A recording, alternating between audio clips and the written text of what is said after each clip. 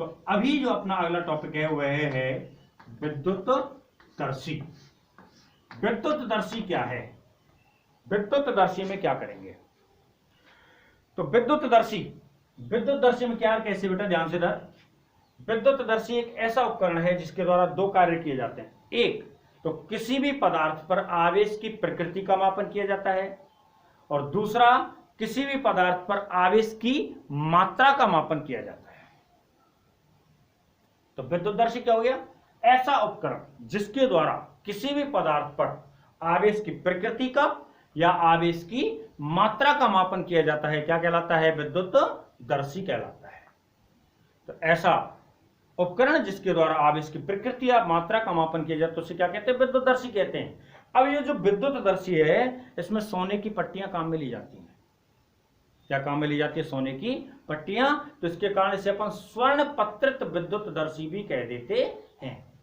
क्या नाम दे देते हैं? स्वर्ण पत्रित विद्युतदर्शी। तो अब देखते हैं इसमें क्या है। बड़ा आसान सा उपकरण है। शीशे का या कांच का जार होता है, जार यानी कि एक बोतल। ये अपन ने कांच का जार ले लिया,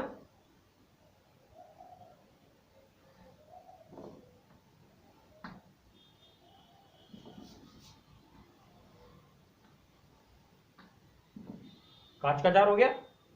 कांच का जार होता है जिसके मुख पर एक कुचालक कॉर्क लगा होता है। यहां पर एक कॉर्क लगा हुआ है, ये कॉर्क कुचालक है। इस कुचालक कॉर्क में होते हुए एक धातु की छड़ लगी होती है।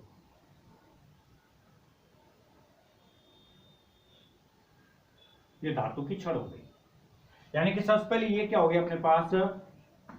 कांच का जार। क्या हो गया बेटा?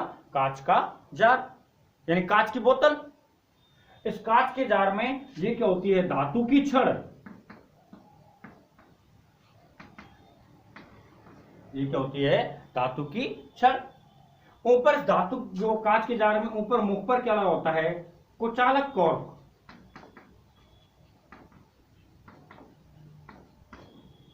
ये तीन बात हो गई।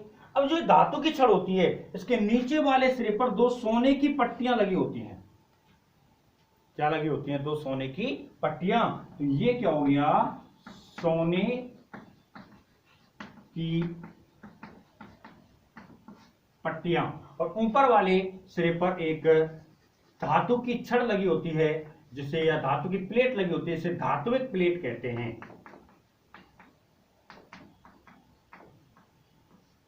क्या नाम दे देते हैं? धात्विक प्लेट। ये जो उपकरण है ये उपकरण होता है विद्युतदर्शी। तो सबसे पहले इस उपकरण में नाम डेफिनेशन दे तो क्या है? ऐसा उपकरण जिसके द्वारा किसी पदार्थ पर आवेश की मात्रा का या आवेश की प्रकृति का मापन किया जाता है, क्या कहलाता है? विद्युतदर्शी कहलाता है। इसमें क्या काम में ली जा रही है? सोने की पट्टियां काम में ली जाती हैं। इसके कारण इसे स्वर्ण पत्रित विद्युतदर्शी भी कह देते हैं। क्या कह देते हैं बेटा? स्वर्ण पत्रित विद्युतदर्शी। अब सबसे पहले उपकरण के बारे में लिखा जाए। तो उपकरण के बारे में तो जो आपको लिखा है वही है। इसमें कांच का एक क्या होता है? जार होता है, जिसके मुख पर क्या लगा होता है? कुचालक कॉर्क। कॉर्क में होते हुए क्या लगी होती है? धातु की छड़। धातु की छड़ के ऊपर वाले सिरे पर एक प्लेट लगी होती है, इसे क्या कहते हैं? धात्विक प्लेट। और नीचे वाले सिरे पर क्या लगाई जाती है? दो सोने की पट्टियां लगी होती हैं। अब इसमें एक एक करके करो। पहला, आवेश की मात्रा का मापन। आवेश की मात्रा का मापन। आवेश की मात्रा का मापन कैसे करें? आवेश की मात्रा का मापन करने के लिए क्या करते हो बेटा? जिस किसी पदार्थ पर आवेश की मात्रा का मापन करना है उसे धात्विक प्लेट के संपर्क में लेकर आते हैं। मान लो इस पदार्थ पर आवेश की मात्रा का मापन करना है तो इसको कहां लेकर आए? धात्विक प्लेट के संपर्क में। तो संपर्क के द्वारा आवेशन होगा। किसके द्वारा आवेशन होगा? संपर्क के द्वारा। संपर्क के द्वारा आवेशन हुआ किसका? धात्विक प्लेट का। और ये आवेश धीरे धीरे धीरे धीरे पूरी प्लेट में फैलते हुए कहां पर आ जाता है? सोने की पट्टियों पर आ जाता है। कहां पर आ जाता है? सोने की पट्टियों पर। और सोने की पट्टियों पर आवेश आया तो देखो ये सोने की एक पट्टी है, दूसरी पट्टी है, इस पर धन आवेश है। वो इस आवेश तो समान मात्रा में ही आना है, समान प्रकृति का ही आना है। तो दोनों आवेश आए, दो आवेश आए, तो दोनों आवेश जब यहां आए, कैसी प्रकृति के, समान प्रकृति के, और समान प्रकृति के आवेशों के मध्य में कौन सा बल लगता है, प्रतिकर्षण बल लगता है। कौन सा बल लगता है, प्रतिकर्षण। तो प्रतिकर्षण बल के कारण दोनों सोने की पट्टियां क्या हो जाती हैं, फैल जाती हैं। और फैलाव के आधार, किसके आधार पे, फैलाव के आधार पर अपन आवेश की मात्रा का मापन करते हैं। इसका एक उचित पैमाना होता होगा, क्या होता है, मान लो कि भाई 1 सेंटीमीटर फैलती है तो 1 कूलाम आवेश, 2 सेंटीमीटर फैलती है तो 2 कूलाम आवेश। तो इसमें जो पैमाना लगा होता है उस पैमाने के आधार पर हम आवेश की मात्रा का मापन करते हैं। तो आवेश की मात्रा के मापन में कैसे लिखना है, क्या लिखना है, थ्योरेटिकल टॉपिक है। तो जिस पदार्थ पर लिखना है, ऐसे जिस पदार्थ पर आवेश की मात्रा का मापन करना है उसे कहां लाते हैं, किसके संपर्क में, धातु प्लेट के संपर्क में लाते हैं। तो यहां संपर्क के द्वारा आवेशन हो जाता है। तो संपर्क के द्वारा आवेशन हो जाता है जिसके कारण पदार्थ का आवेश सोने की पट्टियों तक पहुंच जाता है। सोने की पट्टियों तक पदार्थ का आवेश पहुंच गया, पट्टियों पर एक समान प्रकृति का आवेश होगा। अब पट्टियों पर कैसा प्रकृति का आवेश होगा, एक समान प्रकृति का, और एक समान प्रकृति का आवेश होने के कारण पट्टियां क्या हो जाएंगी, फैल जाती हैं। पट्टियां क्या हो जाती हैं, फैल जाती हैं। और पट्टियों के फैलाव के आधार पर, किसके आधार पे, पट्टियों के फैलाव के आधार पर आवेश की मात्रा का मापन कर लिया जाता है। दूसरा अपना टॉपिक होता है आवेश की प्रकृति का मापन। आवेश की किसका बेटा, प्रकृति का मापन। प्रकृति का मापन कैसे करेंगे,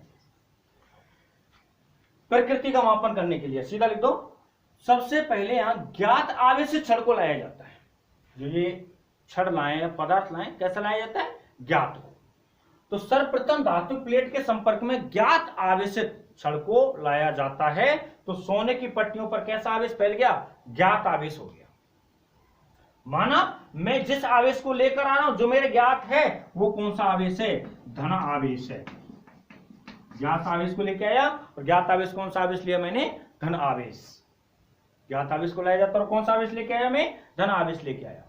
अब यहां से जो ज्ञात आवेशित छड़ है इसको तो हटा लिया जाएगा। अब उस छड़ को धातु प्लेट के संपर्क में लाया जाता है जिस पर आवेश की मात्रा का मापन करना है। उस छड़ को लाया जाएगा जिस पर आवेश की प्रकृति का मापन करना है, सॉरी मात्रा बोल गया गलती से, मात्रा का नहीं, किसका मापन करना है, प्रकृति का। पहले तो ज्ञात आवेशित छड़ को ले आए, तो यहां पर ज्ञात आवेश फैल चुका है सोने की पट्टियों पर।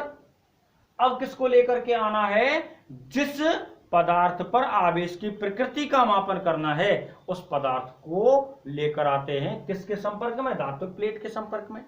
तो अब यहां पर ये पता नहीं उसमें प्लस आवेश आएगा, धन आवेश आएगा, माइनस आवेश आएगा, ऋण आवेश आएगा, मैं नहीं जानता।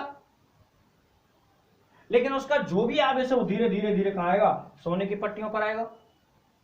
सोने की पट्टियों पर वो आवेश आया, तो आवेश आते ही सोने की पट्टियों पर क्या हो जाएंगी, या तो अगर वो आवेश पहले के समान हुआ, आवेश पहले के कैसे हुआ, समान हुआ, तो पहले मान लो यहां पे ये जो ज्ञात आवेश है वो धनावेश है, और अब जो पदार्थ लेकर आ रहा हूं उस पर भी धनावेश है, तो सोने की पट्टियों पर धनावेश की मात्रा में क्या हो जाएगी, वृद्धि हो जाएगी।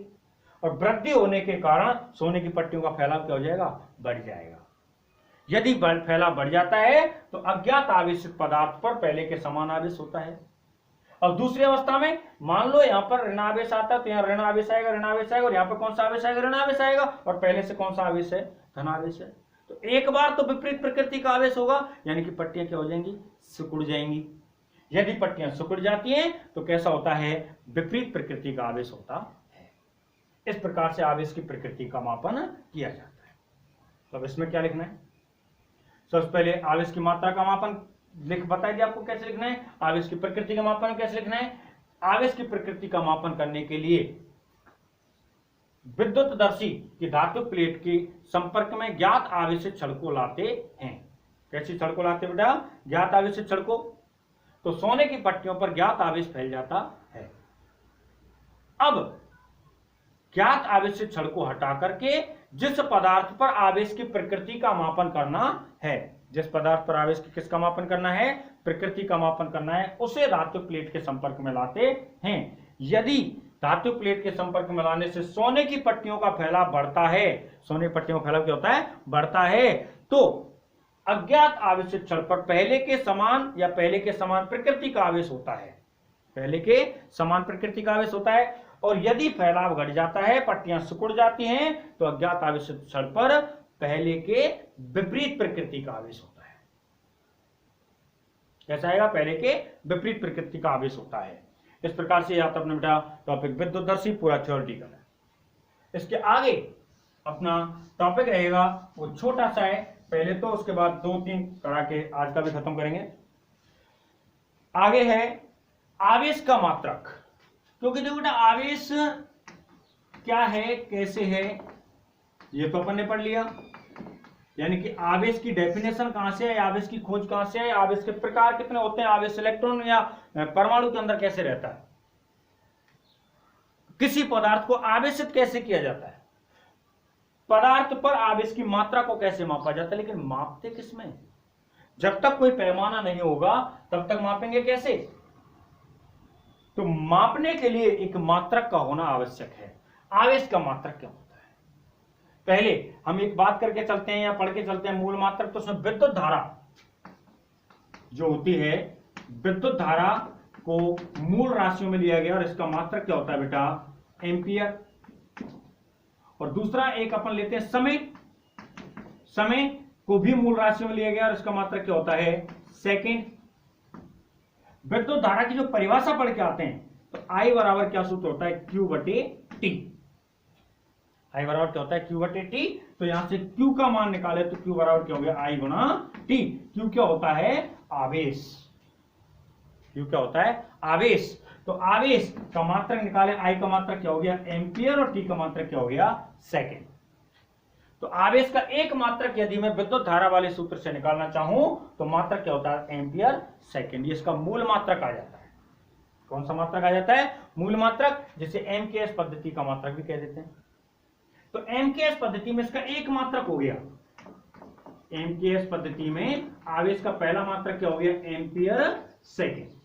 और दूसरा जो इसका निर्धारित किया जाता है आवेश के मात्रक का, वो होता है बेटा कूलम। ये भी एमकेएस पद्धति का मात्रक ही है।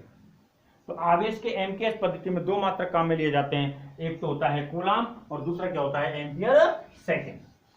एमकेएस पद्धति में आवेश के दो मात्रक काम में लिए जाते हैं, एक होता है कूलम होता है और दूसरा क्या होता है? Ampere second. एम्पियर सेकेंड आता है विद्युत धारा की परिभाषा से निकल के, और कूलम इसका एमकेएस पद्धति का सीधा मात्रक काम में लिया जाता है। दूसरा आता है सीजीएस पद्धति। सीजीएस पद्धति में आवेश के मात्रक काम में लिए जाते हैं, एक स्टेट कूलम,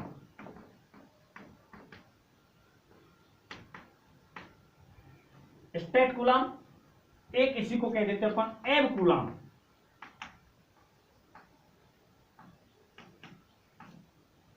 स्टेट कूलम, एब कूलम। इसका एक अन्य मात्रक काम में लिया जाता है स्थिर विद्युत इकाई।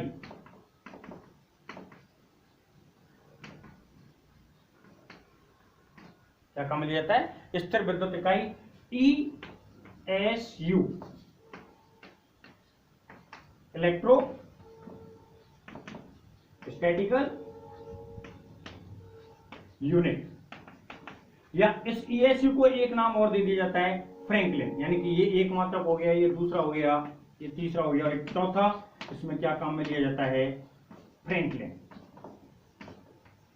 तो सीजीएस पद्धति में चार मात्रक आवेश के काम में लिए जाते हैं, एक होता है एब कूलम, दूसरा होता है स्टेट कूलम, तीसरा होता है ESU यानी कि स्थिर विद्युत इकाई, और एक होता है अपने पास फ्रैंकलिन।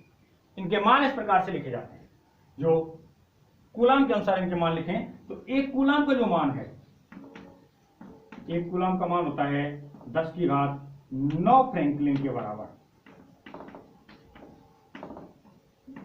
3 गुणा 10 की घात 9 फ्रैंकलिन। एक कूलम का मान होता है 3 गुणा 10 की घात 9 फ्रैंकलिन, या इसी को मैं लिख सकता हूं 3 गुणा 10 की घात 9 ESU। और दूसरा वही एक कूलम का जो मान होता है वो होता है 1/10 एब कूलम। एब कूलम कह दे या स्टेट कूलम कह दे, इस प्रकार से इनके मान लिखे जाते हैं। ये जो कूलम मात्रक है, यानी ये जो फ्रैंकलिन और ESU मात्रक है, ये छोटे मात्रक है, सबसे छोटे मात्रक आवेश के। जो कूलम मात्रक है ये भी कोई छोटा मात्रक नहीं है, इसे भी अपन अन्य छोटे मात्रक को लिख सकते हैं, millicoulomb, microcoulomb, nanocoulomb, picocoulomb, ऐसे।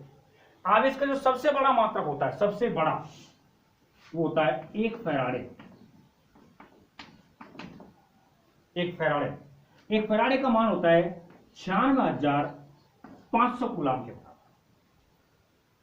1 फैराडे का मान कितना होता है? 96,500 कूलाम के बराबर। तो ये होते बेटा आवेश के मात्रक MKS और CGS पद्धति में, जिसमें सबसे छोटा मात्रक फ्रैंकलिन हो गया, सबसे बड़ा मात्रक क्या हो गया? फैराडे। MKS पद्धति में 2 मात्रक काम में लिए जाते हैं, एम्पियर सेकेंड, और दूसरा क्या होता है? कूलाम। CGS पद्धति में 4 मात्रक काम में लिए जाते हैं, स्टेट कूलाम, एब कूलाम, ESU यानी कि स्थिर विद्युत इकाई, इलेक्ट्रोस्टैटिकल यूनिट, और एक होता है फ्रैंकलिन।